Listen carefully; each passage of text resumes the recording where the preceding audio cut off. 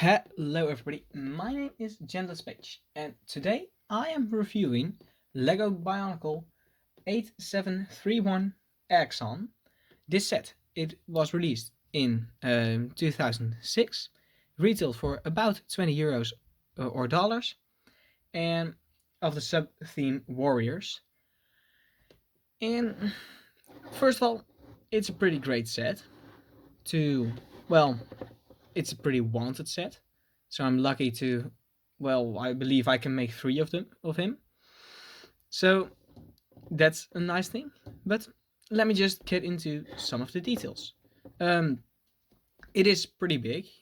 As you may remember my other reviews, it's in a totally different configuration as this one is, which is fine, but it's a bit taller than the average set I review.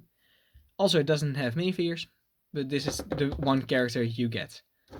And I don't know much about the story of this guy. I'm willing to get more information about it, but it will take a while for me to get invested in the Bionicle theme and story-wise as this. But let's get into the details. First of all, you can see the color scheme. It's mainly the dark red, the flat silver, and a lot of black. It's incorporated. Also dark bluish gray is incorporated into the set as well. Surprisingly, there aren't that many dark red pieces for a set which is considered a dark red character. But for the articulation, he has, as you can see, he has hip joints. He got knee joints with a bit of extender, ankle joints. He has shoulders, elbows, and wrist, which is pretty much standard nowadays, but at that time it was pretty great to have one who could do all of those. And he also has fingers, and in my case some of the fingers are getting a bit loose, like this one, but they are pretty great. Also, this axe, you can change it up and down, but it isn't really considered like a movement. And also, you can move his head. Don't forget that. The same is for the other 2 arms, and the arm and the leg. For things that I do like, that he has finger joints. I don't really like that they're this big and this low to the ground. Like, a minifigure can't even stand underneath that. Let me just get Golden Snape in here.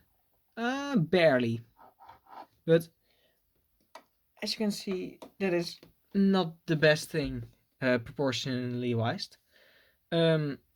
Also, he has this amazing axe, where it is a great axe, but his arms and his joints, and I don't know if this is just because the set is pretty old, but they don't hold it, as you can see. Falls off, it isn't that strong anymore. The same is said for my leg joints, which is probably something to do with age, but also because these hands are way too heavy, just like his feet.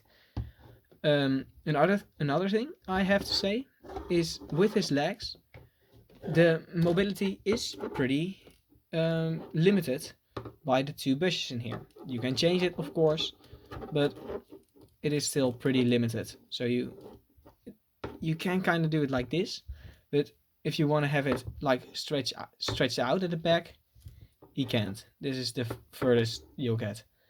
But that's most of the things for this character. I do, however, I do quite like the mask, but quite is maybe overstating it. I do like the mask. It isn't the greatest, but it definitely fits this character.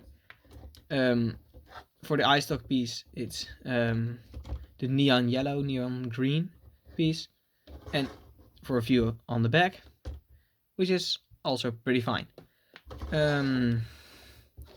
I do quite like how his shoulders are built up, and his feet are also not just regular feet, although they are pretty, big.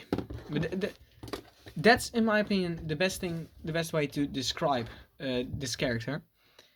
He has big, well, appendages. He has big hands, big feet, and a big axe, which you could say is like a characteristic that he has. But I do quite like this guy, and like if you have it, pretty great to have.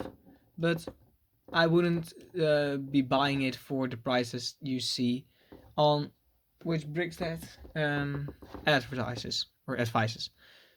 That's one thing I have to say. Also, the blue pins, they do kind of annoy me and other people, but I can look beside the blue pins. The real gripe I have is that he isn't really a poseable character. Even with this many posability, they're just too heavy to put him in any real poses. But that's it for this review. If you liked it, I do have a speed build up of this set. And I also have some speed builds of other sets and reviews of other sets. And, well, that's what I have to say. I will see you in the next video. Goodbye.